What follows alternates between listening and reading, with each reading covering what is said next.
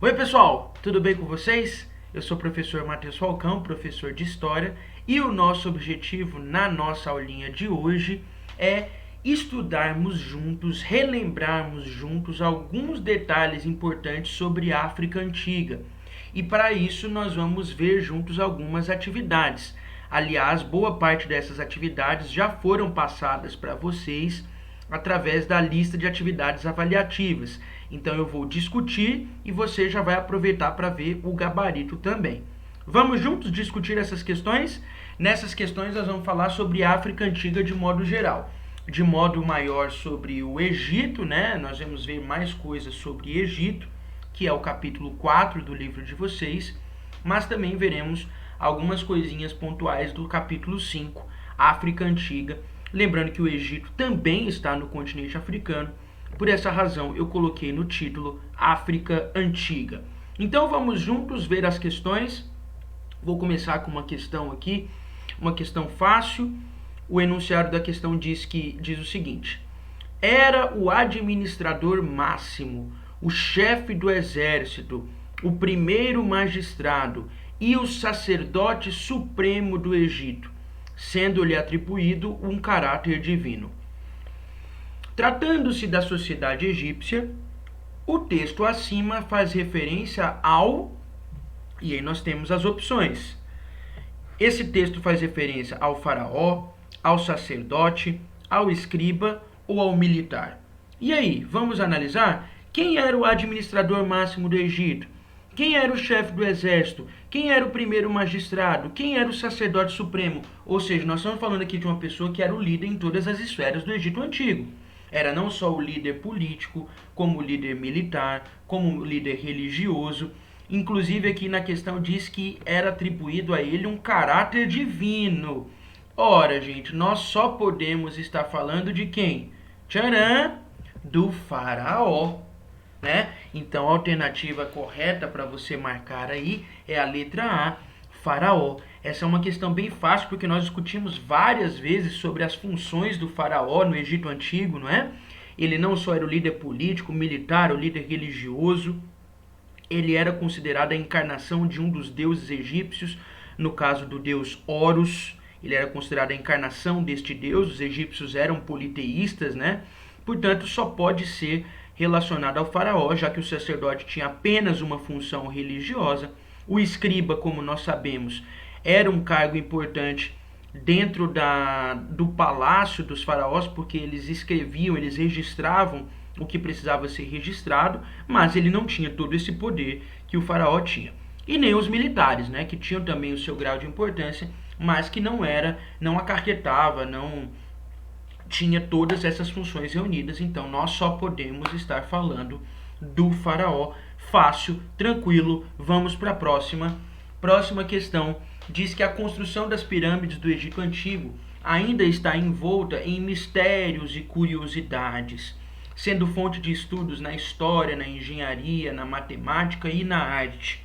Portanto, as pirâmides chamam a atenção aí, não só quando se estuda história, mas quando se estuda outras disciplinas também. Então, gente, o processo de construção das pirâmides caracteriza-se pela... E aí nós temos as alternativas. Então, quando a gente vê as pirâmides, nós notamos uma despreocupação, quer dizer, os egípcios não estavam preocupados em edificar um templo duradouro. É verdade isso? Não. A gente sabe que as pirâmides existem até hoje, né? E eles aprimoraram a técnica de construção das pirâmides ao longo do tempo. Então são monumentos, são construções que existem até hoje, né? São duráveis. Então não é a letra A. Letra B. Arquitetura dissociada. A palavra dissociada quer dizer separada, né? Então uma arquitetura separada de funções de ordem funerária. Essa palavra funerária se refere à morte, tá? Ao enterro de pessoas. Então, nós sabemos também que não. Até porque, se você se lembrar, como você se lembra, né, com certeza, a função das pirâmides era guardar os restos mortais dos faraós, dos grandes líderes e os seus pertences, né? Então, óbvio que não vai ser a letra B. grandiosidade em suas dimensões e uma estrutura sólida. Essa parece interessante. Olha a D. Aplicação de diversos materiais como a madeira e o estanho. Não se tinha madeira nas pirâmides, né? Pelo contrário, nós tínhamos metais como o granito, né? Metais não, minerais como o granito, desculpa. Então, gente, com certeza vai ser, portanto, a letra C. Grandiosidade em suas dimensões. Nós sabemos que as obras pirâmides, elas têm um aspecto de monumentalidade, elas são muito grandes, têm proporções muito grandes, e uma estrutura sólida prova que elas duram, que elas existem até hoje, estão lá até hoje no Cairo, na capital do Egito, aquelas 3 mais famosas que a gente já estudou. Então só pode ser a letra C. E aí tem até, só para explorar melhor essa questão, né? Costuma-se dizer, quando se tem até hoje, quando se tem uma obra muito grande, uma obra que chama atenção pelo seu tamanho, se diz, esta é uma obra faraônica, fazendo referência justamente à preocupação que os egípcios tinham em construir obras muito grandes, né? Então só pode ser, portanto, a letra C.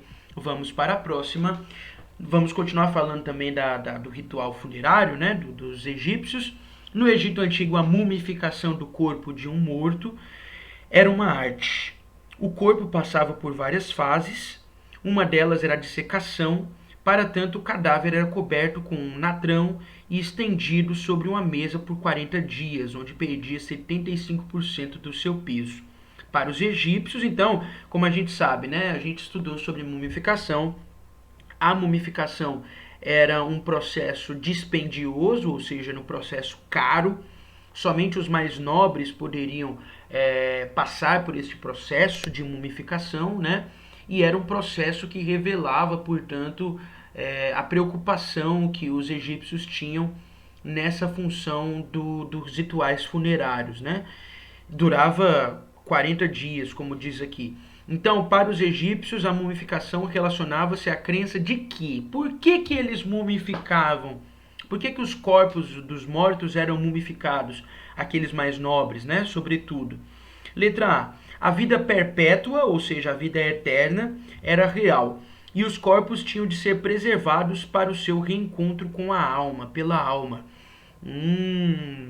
Vamos deixar essa aqui de molho. Letra B. O tratamento do corpo do morto garantia sua salvação em encontro com Ra, o Deus Sol. Não necessariamente garantia a salvação, né? Isso ia depender do julgamento que ele ia ter. Isso dentro da crença egípcia, né, gente? Então não é a letra B. C. Os sacerdotes e o faraó somente abençoavam os corpos que se encontravam conservados. Não, né? Todos os corpos deveriam ser abençoados pelos sacerdotes. D. A manutenção do corpo perfeito, mesmo sem vida, era necessária para a prática diária do culto aos mortos. Não se tinha uma prática diária de culto aos mortos, né? Era um ritual que eles esperavam, mas isso não era feito, né? Muito menos diariamente. E letra E, o corpo que se deteriorasse após a morte estava condenado à separação do deus Anubis. Não, gente. Então, portanto, a alternativa que com certeza vai se adequar ao que a gente estudou é a letra A, né? Porque como a gente estudou, os egípcios acreditavam que no mundo eterno que eles estariam, né? Eles poderiam voltar, a alma se reencontraria com esse mesmo corpo. Por isso que eles se preocupavam tanto em preservar o corpo, mesmo de um cadáver, porque o corpo depois ele seria retomado, por isso a importância de ele ser preservado, de ele ser mumificado. Não só o corpo, como também os pertences. Por isso que os mais ricos enterravam, né, ali nos sarcófagos, nas pirâmides, né, nesses mausoléus que eles tinham, não só os corpos, mas também os seus pertences, suas joias, seus bens, até mesmo os escravos, como a gente já discutiu. Então, a alternativa correta é a letra A. Vamos seguir adiante. Sobre o papel do rio Nilo na estruturação da sociedade do Egito Antigo, é correto afirmar que, então a gente sabe que o rio Nilo vai ter uma importância central na vida do Egito Antigo, e sobre isso a gente pode dizer o quê? Letra A. Permitia a atividade econômica e com suas cheias regulares garantia a estabilidade política, né? Tem um errinho aí, política, e o domínio simbólico dos faraós. Parece interessante, vamos deixar ela de molho. Letra B. Sua maior importância era servir de meio de transporte para as tropas que garantiam a supremacia militar dos egípcios em toda a África. Os egípcios não dominaram toda a África. Tá? O continente africano é muito grande, os egípcios não dominaram a África inteira. Letra C. Suas cheias significavam um momento de instabilidade política e econômica, uma vez que destruíam as colheitas e provocavam fome generalizada. Essa palavrinha aqui, ó, instabilidade, se refere a uma bagunça, né? Quando as coisas estão em desordem. E a gente sabe que não era isso que acontecia, pelo contrário. Os egípcios, eles organizavam todo o seu ciclo de plantio, de colheita, mediante as cheias do rio Nilo. E as cheias do rio Nilo eram importantes justamente para tornar o solo úmido e a prática da agricultura melhor para eles. Então, não é a letra C. Isso só prova que a letra A está correta. Mas vamos ver a D aqui. A capacidade e o volume de água não eram aproveitados pelos egípcios. Não eram, gente? Claro que eram, né? O volume dos rios, a água do rio era canalizada, eles faziam represas, lagos, né, para poder usar na agricultura. Então só pode ser a letra A, tá? Permitia a atividade econômica, portanto, principalmente nós estamos falando da agricultura, e com suas cheias regulares garantia a estabilidade, né? Estabilidade é o oposto de instabilidade, tá? Então garantia a paz, a tranquilidade no Egito Antigo, tá bom? Então só pode ser aí a letra A, beleza? Agora uma próxima questão, essa questão não estava na lista que eu passei para vocês, tá? Eu coloquei aqui só para a gente discutir nesse vídeo de hoje. E aqui nós estamos falando de África Antiga de modo geral. Uma questão muito fácil, né? A respeito das formas de organização social encontradas na África Antiga. Qual das alternativas não se aplica a este contexto? Então, quando a gente estuda a história e a diversidade da África Antiga, nós estudamos que houve várias formas de organização social. Então, qual dessas formas aqui não é praticada lá? Não foi praticada lá? Aldeias, reinos, cidades-estado ou países? A resposta é a letra B, países. A ideia de país é bem mais recente do que em relação à África Antiga, do que em relação à Antiguidade. Na Antiguidade não se tinha essa noção de país. Isso nós estudamos, né? Que as formas de organização eram aldeias, reinos, cidades-estados, certo? E aí a gente estudou, inclusive, as características de cada uma dessas formas de organização social. Então só pode ser a letra D, questão super fácil, né? Mais uma questão aqui para a gente analisar.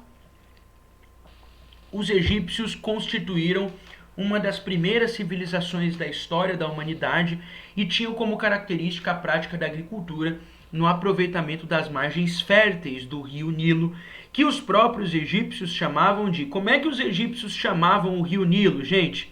Dádiva dos céus, pedra de Roseta, essa aqui é até curiosa, engraçada, né? Coroa branca, coroa vermelha, claro que vai ser a letra A. Dádiva dos céus. A palavra dádiva, como eu falei para vocês, né, na explicação, significa presente. Então eles consideravam que o rio era uma dádiva, era um presente dos deuses, um presente dos céus. Tem até o historiador Heródoto, né, o historiador grego, que disse que, quando foi analisar o Egito, ele disse que o Egito era uma dádiva do Nilo, porque o Nilo era tão importante para o Egito que talvez se não fosse esse rio, o povo não tivesse tido essa glória que teve, né? Essa importância tão grande que teve para a história. Então, vai ser a letra A, né? Dádiva dos céus. Opa!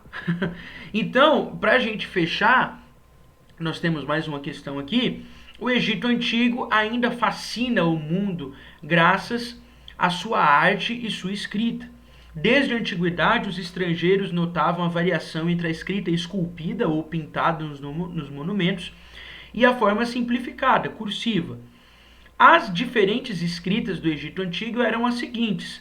Então essa aqui, gente, conforme nós discutimos, né, vai ser a letra D, só pode ser a letra D, né? berbere, babilônica, né? Só por isso aqui você já tira a letra A. Letra B, cuneiforme. A gente sabe que a escrita cuneiforme surgiu não no Egito, e sim na Mesopotâmia, entre os sumérios. Nós já estudamos isso, né?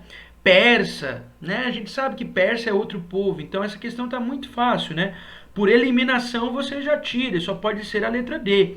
Hieroglífica, ou hieróglifa, né? Hieroglífica, hierática e demótica.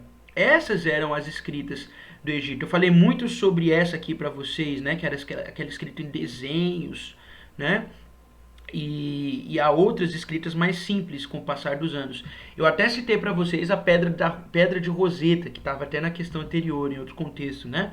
Para confundir. Mas a pedra de Roseta é, justamente eu falei para vocês, que era aquele achado que teve, porque durante muito tempo as línguas egípcias se perderam, não se tinha tradução.